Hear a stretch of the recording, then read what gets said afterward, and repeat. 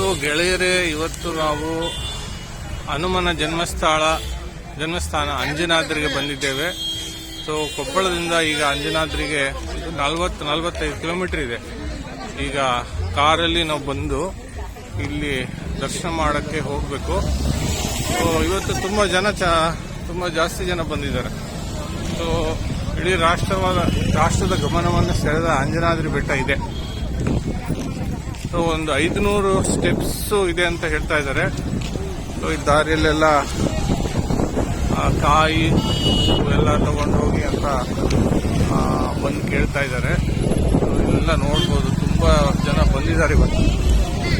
So pass ಮಾಡಿಬಿಟ್ಟು ನಾವು ಇಲ್ಲಿ ಬಂದಿದ್ದೀವಿ. ಸೊ ಬೇಗ ನೋಡಿಕೊಂಡು ಮಧ್ಯಾಹ್ನ 2 ಗಂಟೆವರೆಗೆ ಮತ್ತೆ ನಾವು ವಾಪಸ್ ಕೊಪ್ಪಳಕ್ಕೆ ಹೋಗ್ಬೇಕಂದ್ರೆ ಅಲ್ಲಿ ಜಾತ್ರೆ ಇದೆಯಲ್ವಾ, ಅದು ನೋಡಕ್ಕೆ ಹೋಗ್ಬೇಕು.